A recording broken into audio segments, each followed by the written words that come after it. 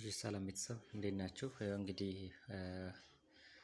በአንዳንድ ልጆች እንትን አማካኝነት እስኪ ወደ ኋላ የተወሰነ ነገር ከልስልን ምናምን ባላቸው መሰረት ጀነራል ሶርስ ኦፍ ሂስትሪ ከሚለው ጋር የተወሰነ እናያለን ማለት ነው።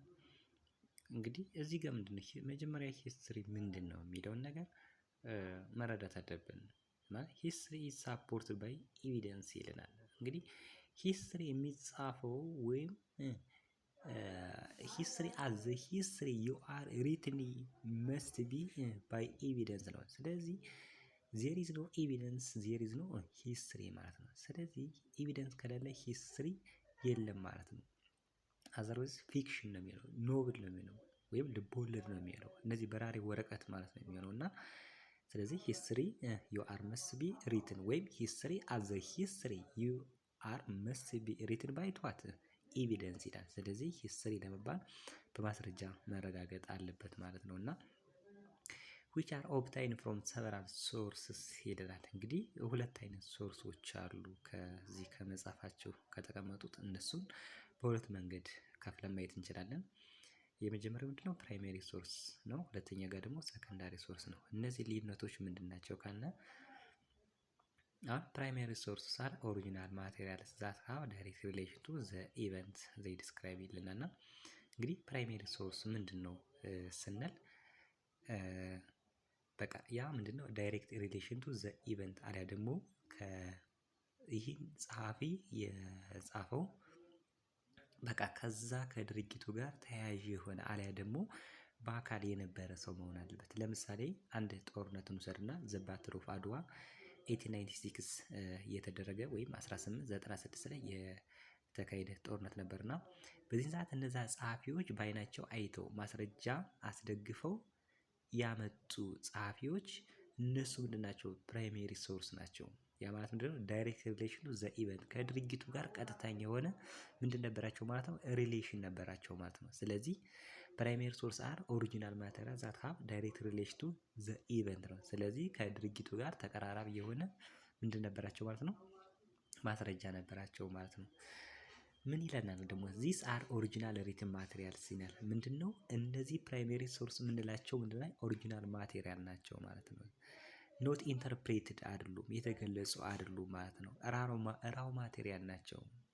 ስለዚህ ምሳሌዎቹ ምንድናቸው ስንል ሰች አካውንት ዳይሬክት ዊትነስ ያ ማለት ቀጥታ ወይም ከድርጊቱ ጋር ተሳታፊ የነበረ ከሆነ ምንድነው ፕራይሜሪ ሶርስ እንለዋለን ማለት ነው። ለምሳሌ ሞኑመንትስ አሉ፣ ቱልስ አለ የማለት መሳሪያ ኦርናመንት ማለት ነው። ጌጣጌጦች አሉ፣ ኮይኖች አሉ። እነዚህ ሳንቲሞች የምንላቸው አር ምንድናቸው? ፕራይሜሪ ሶርስ ናቸው ይሆናል። ፕራይሜሪ ሶርስ አር ሞር ሪሌብል ዛን ሰከንዳሪ ሶርስ ይላል። ምንድነው? ፕራይሜሪ ሶርስ አር ሞር ሪሌብል ዛን ሰከንዳሪ ሶርስ ይላል። ምን ማለት ነው? እንግዲህ ፕራይሜሪ ሶርስ ሞር ሪሌብል በይበልጥ ስለዚህ በይበልጥ አሳማኝነቱ ከሰከንዳሪ ሶርስ ወይም ከሁለተኛ እንትን ከምንለው ይበልጣል ማለት ነው። ሰከንዳሪ ሶርስ ዱ ኖት ሃቭ ዳይሬክት ሪሌሽን ቱ ዘ ኢቨንት። እስኪ አንድ ነገር ልጨምራችሁና ከፕራይሜሪ ሶርስ ላይ ግልጽ እንዲሆንላችሁ አንድ ምሳሌ እንውሰድ። ለምሳሌ ሁለት ልጆች ቢጣሉ እነዛ ሁለት ልጆች ሲጣሉ እኔ ያየኋቸው ነበር እንበል። ስለዚህ ወደ ፖሊስ ጣቢያ ሄዱ። ፖሊስ ምስክር ሊጠራ ነው። አጋጣሚ እኔን ጠራኝ። እንግዲህ እነዛ ሁለት ልጆች ሲጣሉ አይቻለሁ ማለት ነው። እና እንግዲህ ፖሊሱ ቀጥታ እኔን ሲጠይቀኝ ፖሊሱ ምንድነው እኔን እየጠየቀኝ ምንድነው? ፕራይሜሪ ሶርስ ነው። ምክንያቱም እኔ ሲጣሉ እንደዚህ አድርጋ መታታለች፣ እንደዚህ አድርጋ ጎድታታለች ብዬ ለፖሊሱ ነግረዋለሁ። ስለዚህ እኔ ለፖሊሱ ስነግረው እኔ ምንድን ነኝ?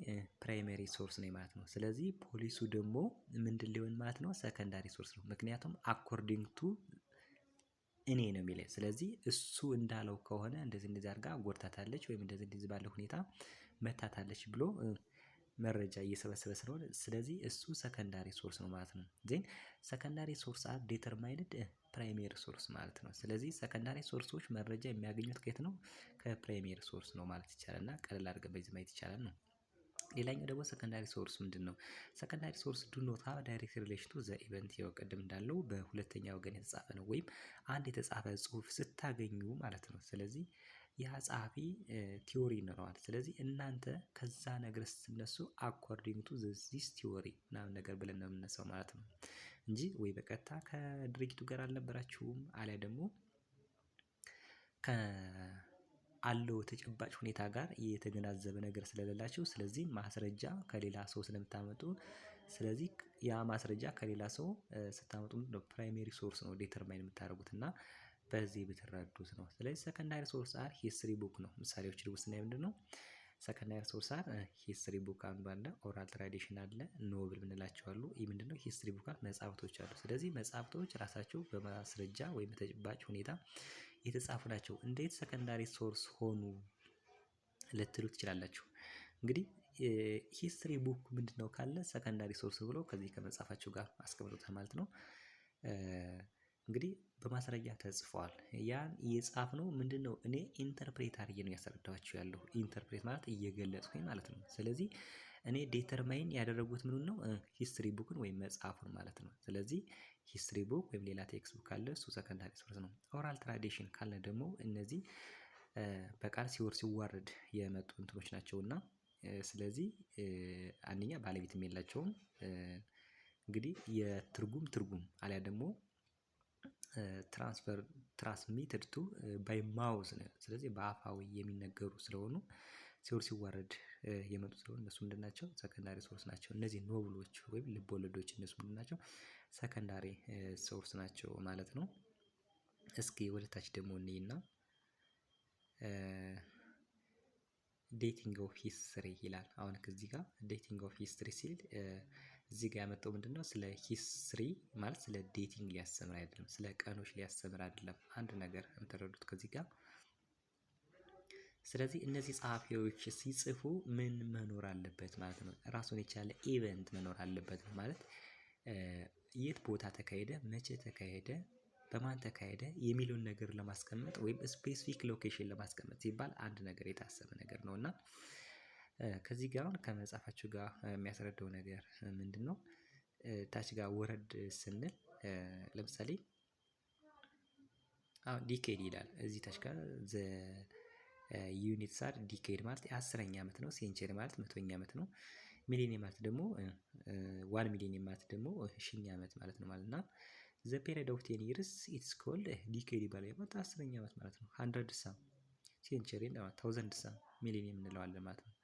ስለዚህ እንደዚህ ለማስቀመጥ ፈልጎ ነው። ግን ኢን ራይቲንግ ሂስትሪ ላይ ታች ጋር ወረድ ብላችሁ እንግዲህ አጋጣሚ ዛሬ በቀስት አልተጠቀምኩና ኢን ራይቲንግ ሂስትሪ ፓስት ኢቨንትስ አር ኦርጋናይዝድ አኮርዲንግ ቱ ዘ ሲኩዌንስ ይላል። አስቡት ኢን ራይቲንግ ሂስትሪ ሲጻፍ አለ ኦርጋናይዝድ አኮርዲንግ ቱ ዘ ሲኩዌንስ። እንግዲህ ኦርጋናይዝድ በሆነ መልኩ ነው የሚጻፈው እንጂ ዝም ብሎ አይደለም ማለት ቅደም ተከተሎችን መሰረት ያደረገ ፋክተሩ ምንድነው አሊያ ደግሞ ኮንሲኩዌንሱ ምንድነው፣ ኮዙ ምንድነው፣ ሪዛልቱ ምንድነው የሚለውን ነገር ለማስቀመጥ የምንጠቀምበት ነው። ዚስ ዘ ሲኩዌንስ ኦፍ ኢቨንትስ ኢን ታይም ኢዝ ኮልድ ክሮኖሎጂ እንለዋለን። ስለዚህ ይህን አጠራር ደግሞ ምንድነው ዘ ሲኩዌንስ ኦፍ ኢቨንትስ ታይም ኢዝ ኮልድ መጠሪያው ምን ይባላል ክሮኖሎጂ እንለዋለን ማለት ነው።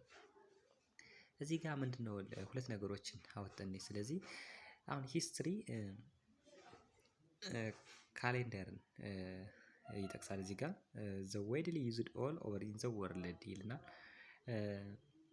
ዚስ አር ግሪጎሪያን ኤንድ ኢስላሚክ ካሌንደሮች አሉ። ስለዚህ በዴቲንግ ኦፍ ሂስትሪ የሚካተቱ ሁለት ካሌንደሮች አሉ ስንጠቀምበት ማለት ነው።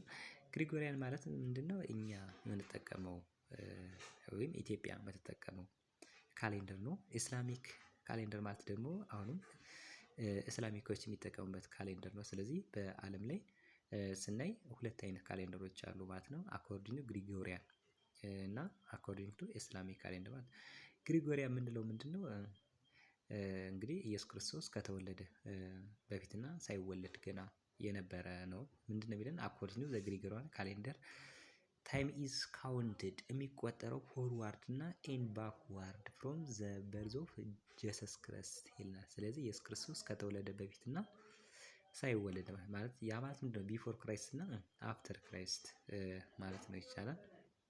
ኢስላሚክ ካሌንደር ፎሎ አስ ዘ ኢቨንት ኮልድ ኢን ሂጅራ እንግዲህ ሂጅራን መሰረት ያደረገ ነው። እንግዲህ እዚህ ጋር ምንድነው ኢስላሚክ ካሌንደር ጋር ስናነሳ እንግዲህ እሳቸው ፕሮፌት መሐመድ ከመካ ወደ መዲና ያደረጉት ጉዞ ሂጅራ ይባላልና በ622 አካባቢ።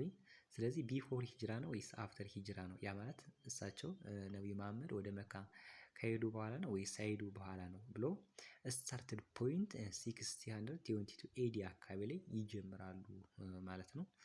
እስኪ እዚህ ጋር አክቲቪቲ 1.2 ዘ ግሪጎሪያን ዩዝ ዘ ታይም ኦፍ ኮሽናት ዘ ግሪጎሪያን ዩዝስ ዘ ታይም ኦፍ ይላል። ኤ በርዝ ኦፍ ጂሰስ ክርስት፣ ዲ ማለቴ ቢ ዲዝ ኦፍ ዘ ጂሰስ ክርስት ይላል፣ ሲ በርዝ ኦፍ ዘ ሙሴ ይላል፣ ዲ ዲዝ ኦፍ አብርሃም ይላል። እንግዲህ ኤ ነው በቃ ዞሮ ዞሮ ግሪጎሪያን ካለ ባክዋርድ ወይም ደግሞ ፎርዋርድ ነው ማለት። ስለዚህ ኤ በርዝ ኦፍ ዘ ጂሰስ ክርስት ማለት ነው።